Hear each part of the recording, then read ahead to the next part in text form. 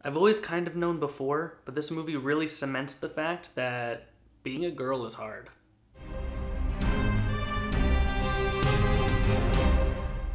So The Edge of 17 is directed by Kelly Fremon Craig and is the story of this girl Nadine who's just going through high school and she has all these problems. She's very dramatic and everything is kind of always about her and she can always tie everything back to herself. She only has one friend and her friend starts dating her older brother, and that kind of starts this chain of reaction where Nadine decides to burn all of her bridges. So now she has no friends, she's got nothing. She's trying to fill this void that she has because her best friend is now spending all the time with her brother. She doesn't want anything to do with that. The only person she really has in her life is her teacher, played by Woody Harrelson. Now, he doesn't say a lot, but when he does, it's usually kind of spiteful, and he's easily the funniest part of this movie. I really enjoyed him in it a lot. Besides Woody Harrelson giving a great performance, so does the lead, Hailee Steinfeld.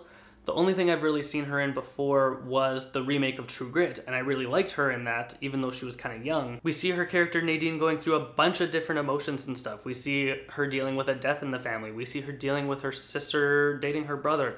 We see her being happy. We see her being sad. We see her being angry. We see her being dramatic. We see her in all these different ranges of things.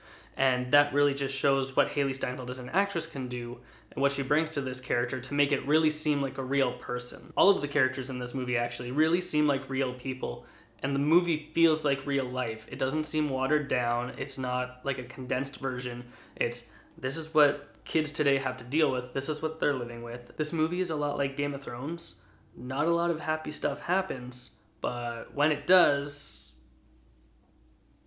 So because this is a coming-of-age movie, of course it feels like John Hughes. There's a lot of elements from Ferris Bueller's Day Off, or 16 Candles, or The Breakfast Club. All of those things are in there. But it also has its own quirky awkwardness all on its own, and so it makes it feel unique in that respect. The movie is hilarious. I found myself laughing from the beginning to end, and I think it really has a lot to do with, like, these characters say exactly what's on their mind, much like in a Wes Anderson movie, the characters say exactly what they're thinking.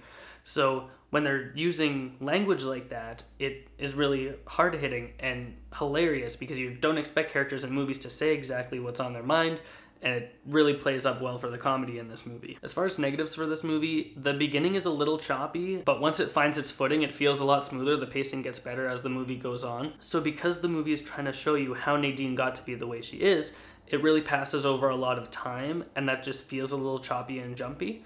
But as soon as it gets to where the story wants to go, it smoothens right out. As I said before, the movie does not water things down. It's pretty vulgar. A lot of the content is of a sexual nature, so if that's not something you're interested in, maybe go see a different movie. There's a lot of that stuff in here. And also because this movie feels familiar, the plot is also familiar as well. And so once you kind of see how everything is going, you can see almost exactly how it's all going to play out.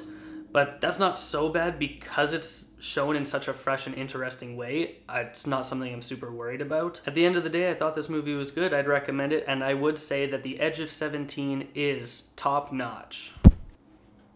So that's it for my review on The Edge of 17. You can comment below. Let me know what you thought of the movie if you saw it. Let me know what you thought of this review. Give me a subscription if you haven't done so already. And if you've got nothing else to do, go watch more movies.